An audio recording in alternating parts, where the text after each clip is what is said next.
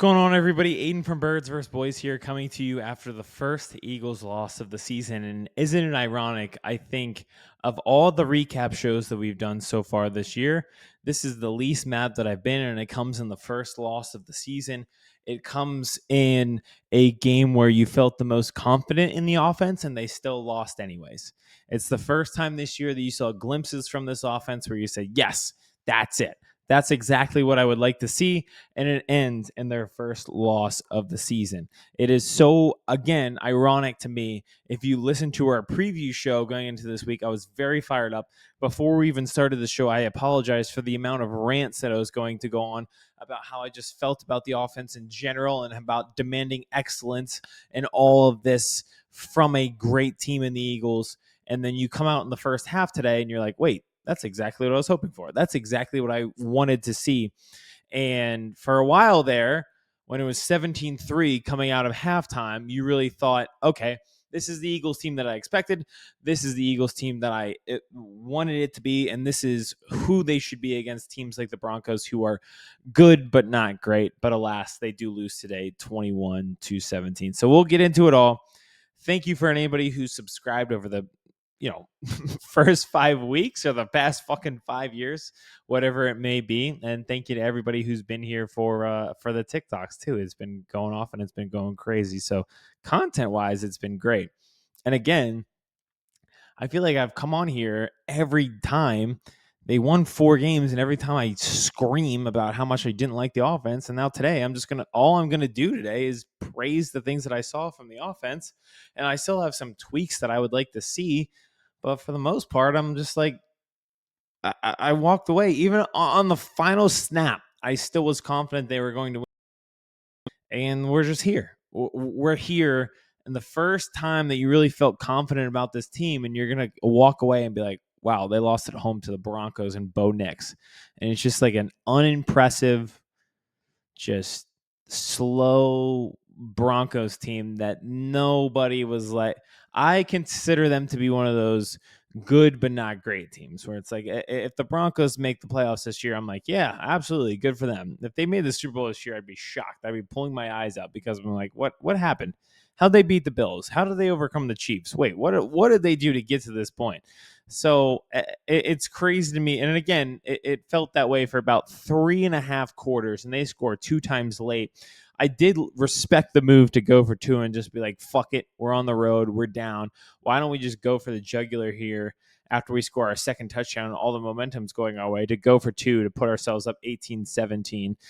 They would later tack on a field goal to go up 21-17. I think everybody's watched it, so I don't have to recap the score and everything like that. But I do appreciate the move to go for the jugular. I'd like our teams to be like that as well. But yeah, speaking of going for the jugular, it's pretty much the opposite this week in Philadelphia. You have 2 teams, the Phillies and the Eagles, who were up and completely just blew it Saturday and Sunday. But for the Eagles, let's start, because let's go through all the things that I really, really liked about their offense going into the week that I wanted to see. And in the first half, I think you saw it. So there was one drive, and it was their first scoring drive, and it resulted in a field goal. They didn't score a touchdown, but there were just signs of life that you were like, all right, wait, yeah, exactly. Because I think what's going to happen tomorrow is they lost, so everyone's going to get blamed. Jalen Hurts is going to get blamed. AJ Brown's going to get blamed because he didn't run through that deep ball. Kevin Patullo's obviously going to get blamed. Nick Sirianni's going to get blamed. But let's just track it back. Their first drive and signs of life, what you like to saw. DeVonta Smith in motion pre-snap. We love to see it, right? They had multiple plays where they had a pitch play to Saquon Barkley. It was his longest run of the season. And then the following play was a fake pitch, turn, play action to the tight end on first down. They pick up 9 yards via the pass. There was a lot of, not only this drive, but every drive, passing on early downs to set up favorable run situations on second and third down. There's so many times where I felt like we're in 2nd and 2s, 2nd and 1s, and I was very, very happy about how they handled that. A lot more play action. So we hit a lot of the basic, again, if you watch the preview show, this is going to make a lot more sense to you than the rant that I'm going to go on now. But going into the week, I was like, they're struggling with elementary bullshit. They don't run a lot of pre-snap motion. They don't do a lot of play action. They get to the line late. Well, today I thought they did all three of those things really well. They ran a lot of hurry up, so they were in rhythm. It kind of kept the defense on their heels. They ran a lot of play action, which is great to see. I think that opens up running links for Saquon Barkley. And they didn't run the ball a lot. And I think that's going to be another thing. Like, well, why didn't you run the ball? It's like, well, if you're getting 7-8 yards passing the ball on first down, I think you're doing a pretty good job. But again, it's like things that you didn't see before that you now feel pretty good about, or it's like play action, rhythm, pre-snap motion with your receivers who, put them in pre-snap motion and put the emphasis on the defenders to either follow them, shadow them, whatever it may be. And it didn't really work for them. That's the craziest part. Our first loss, and it was the first time you're like, damn, I feel really good about AJ Brown and DeVonta Smith, especially DeVonta Smith in this game. But that was just the case today where it was just like, yeah, they look great. And we lost. But again, those are the things that I wanted to see, and they lost anyways. We're going to get into why they lost, but I just think it's so important to emphasize this offense first, because win or lose in week 5, what's so important is figuring out a rhythm within this offense. And I think the things that you saw today, I'm not the moral victory guy. They fucking lost. You need to win. That's it. But I want to take away the things that you can build upon so that this does not happen again, especially in a short week going into the Giants. And I think the way they ran their offense today can be duplicated even though they lost today. And I hope that doesn't get lost. That's my main concern coming out of this. Are they just going to revert back to being uber conservative, just kind of running a loser offense because they lost today? Or can they back themselves going through, I know it's a short week, so it's just going to be a kind of shortened offense as it is. But what I liked about it was an offense where I was like, I trust this passing game. It's not just the 3rd and 17 deep shots at DeVonta Smith. It's how they ran their passing offense that I was like, you can carry this forward, and I would be confident in you through the rest of the season. And that's what matters the most to me right now in week 5. We're going to get into why they lost. And there's one overarching reason why they lost. And I'm going to sound like such a loser when I get to that. But for me, the offense having these moments where you see, hey, I can trust this passing game, to me, that is what matters the most. It's the first game where DeVonta Smith goes over 100 yards. I thought they got AJ Brown involved as well. So here's a perfect example.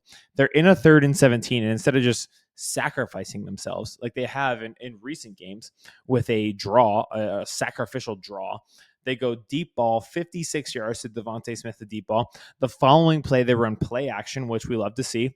They go to AJ Brown down to the goal line. Pass interference. They get the ball at the 2, and the following play, again, play action, and they get touchdown to Dallas Goedert. So 3 different receivers pushing the ball down the field, taking the risk, and utilizing play action. That drive right there is enough for me to be like, yeah, that's exactly what I want. That's exactly what I want to see to get this team going. And I really think you can build on this, and I hope that they do. I hope they don't see this as, hey, we lost, we shouldn't go back to airing it out. I hope they see the value and the benefit of what they did today and continue to build on this. Obviously, 17 is not enough. You got to score more in an NFL game, but there's reasons why, and we're going to get into that here in about 60 seconds. For the defense, again, I thought they were pretty stellar. They gave up 2 touchdowns late in the 4th quarter, but for 3 quarters, they were absolutely remarkable. They gave up a field goal, and that's about it for about 3 quarters there. And should they even given up that field goal? Who's to say? Again, I think that's just going to get into my overarching part of this today, where I'm just going to sound like a loser, but I'm just going to have to get it off my chest. But I thought the defense, again, was really, really good. I think you'd like to get more from your edge rushers that they haven't gotten, but everybody else, again, pretty incredible Quinyon Mitchell game. Andrew Makuba making plays again. I just felt overall, like I'm walking out of this game and I'm like, well, who's to blame, right? Like there's always there's a pitchfork and a torch, and who do we aim it at after we lose a big game? And for the first time in a year, they lose a game, and I really don't know who to point it to. right? Like I genuinely don't know who to point to. And I think there's going to be a lot of people like, well, they only scored 17 points. You obviously pointed to the offense. Like they just didn't do enough. But I think there's reasons why they didn't do enough. And I guess we'll just get into it now. I thought that was I cannot believe that the NFL turned me into this guy. That was the worst fucking official game that I've seen in so long. I thought that was fucking horrible. I thought that was genuinely one of the worst officiated games I've ever seen.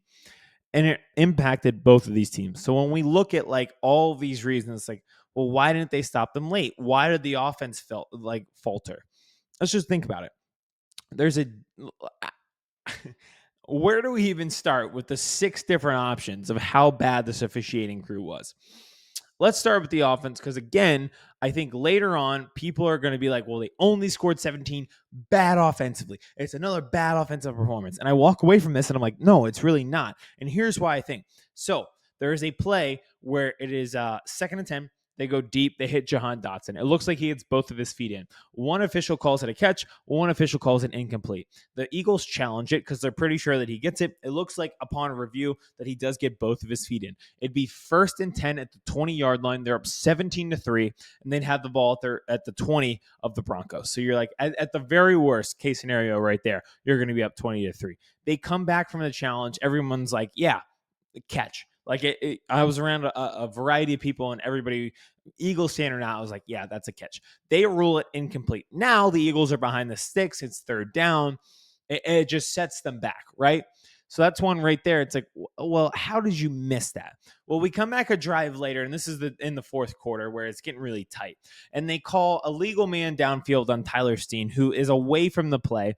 They get it into, they're moving the ball down the field. It's 2nd and 1. They do an RPO, which is perfect. Like I was like, I want to see more RPO from this offense. And I think they did a marvelous job in their RPO game, run pass option game this game. And they hit DeVonta Smith. They say it's a legal man downfield by Tyler Steen. He's about 1 yard beyond where you're supposed to be as an offensive lineman. He's going the opposite way of where the ball is thrown.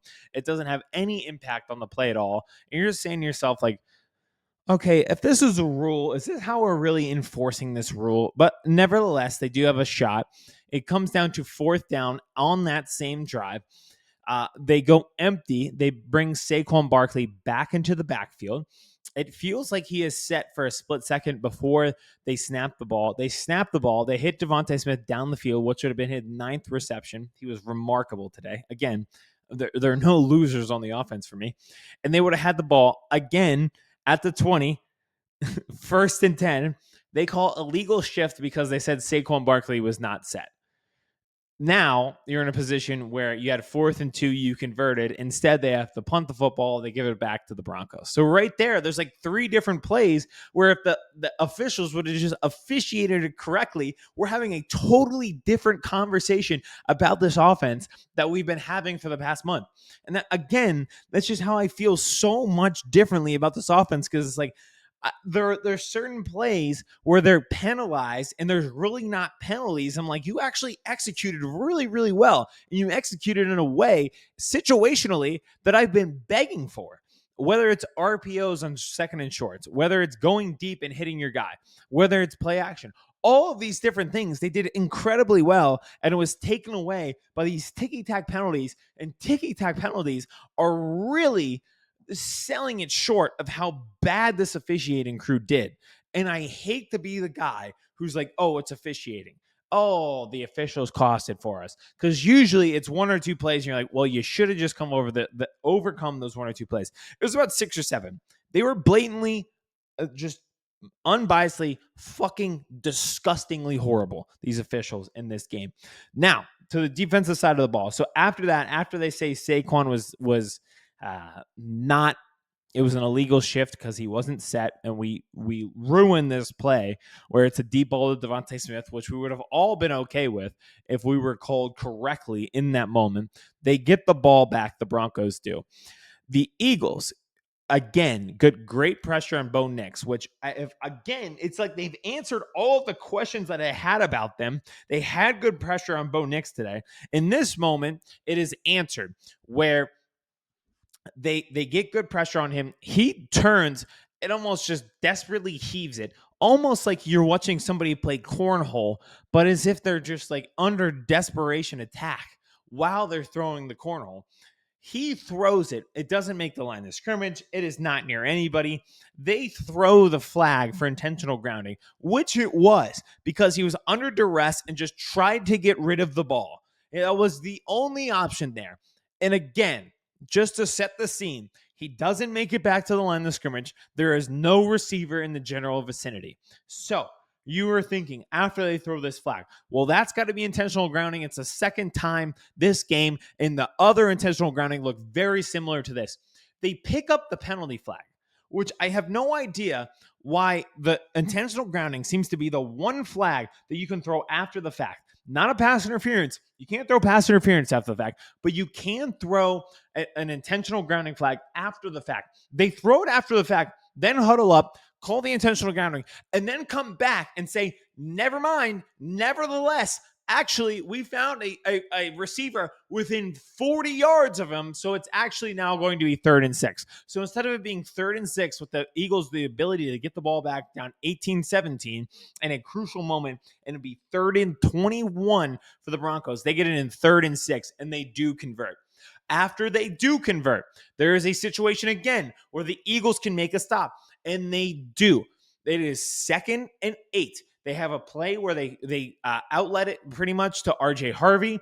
He is still trying to go forward. He's reaching forward. They call a personal foul, not a roughing the passer, but just like unsportsmanlike conduct on Zach Bond on the tackle. But again, he doesn't hit him helmet to helmet. So it's not targeting or anything like that, especially what you see in the college game.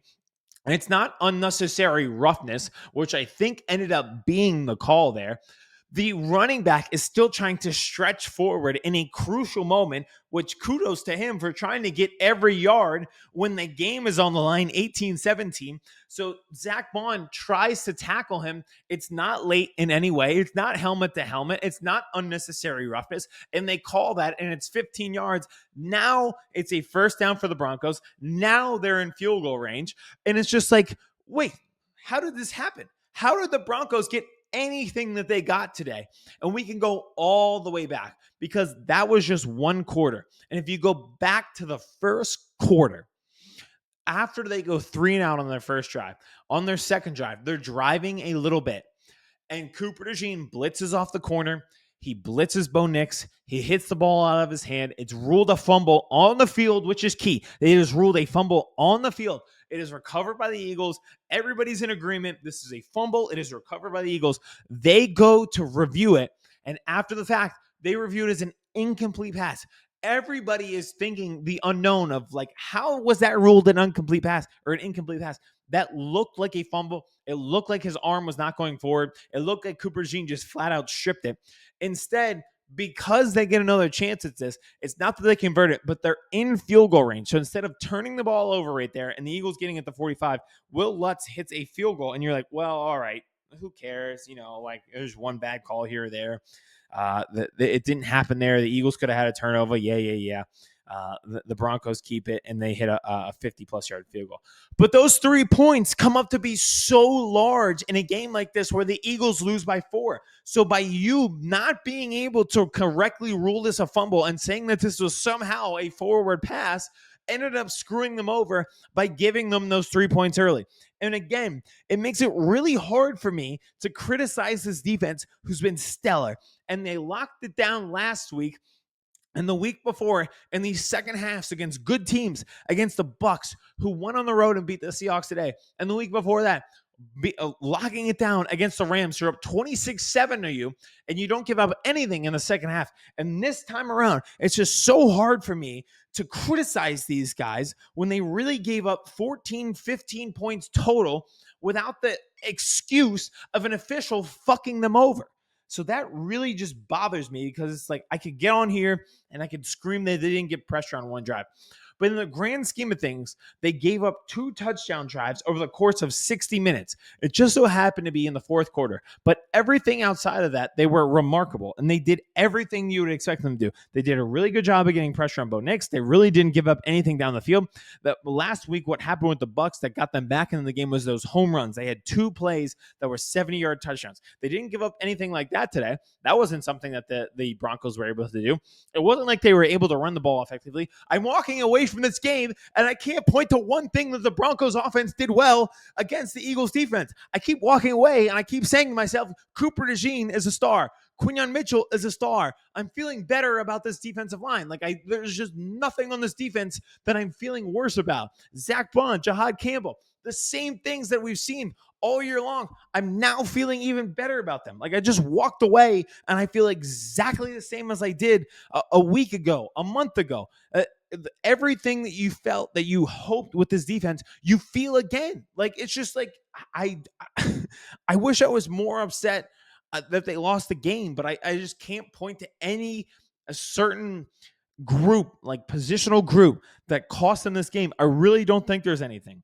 I really just don't think there's anything. And maybe I'm in the minority, and we'll see based on the comments and everything like that. But I just walked away today and I was like, wow, okay.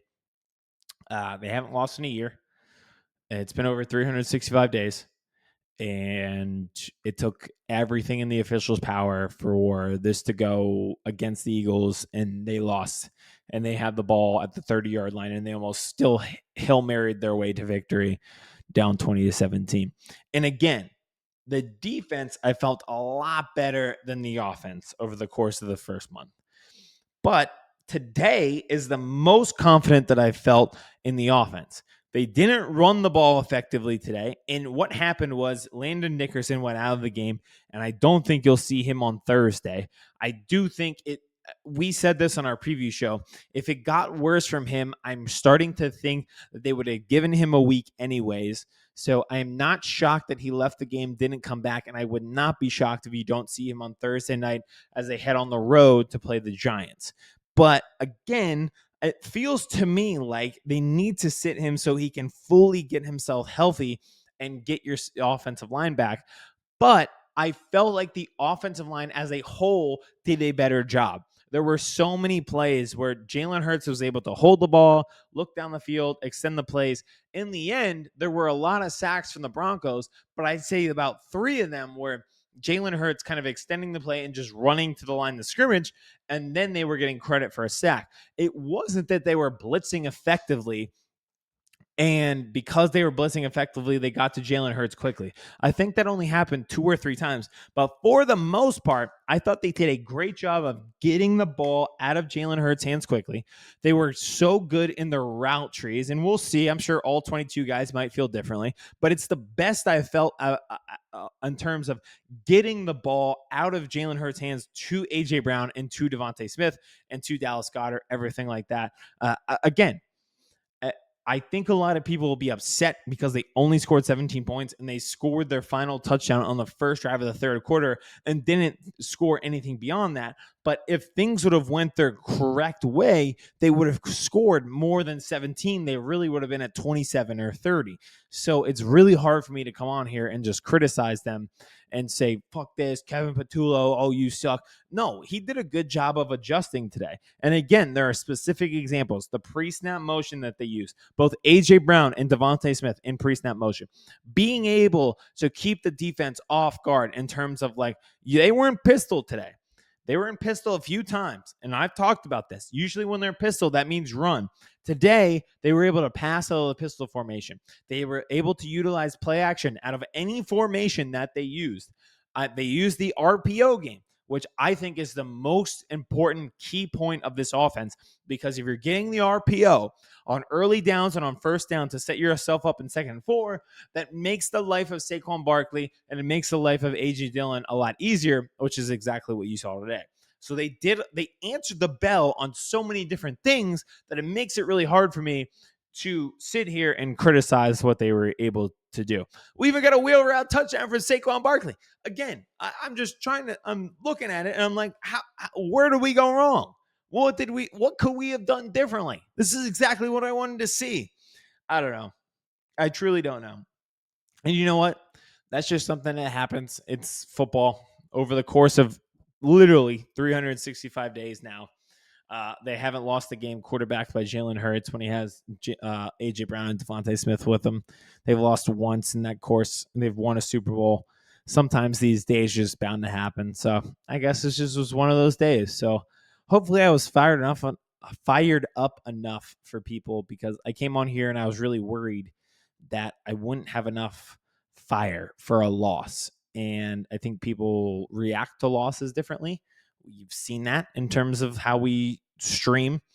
And I really just didn't have the firepower for a loss like this. I just didn't hate what they did today. I actually loved a lot of what they did, which is, again, ironic for them to lose for the first time in a year and walk away and have so many positives. So I hope somebody took something from this and felt at least a little confident in this team going into a matchup on a short week against the Giants team that, they're frisky enough and they're frisky on defense. So hopefully it's a different result than it was today, but it just felt like one of those things. It was beyond anger and just laughter in terms of how the game was handled by the officials. And yeah, they only scored 17. So I'm usually the most positive guy, and I'm usually the don't leave it up into the hands of the officials guy. But today I just felt like it wasn't your day.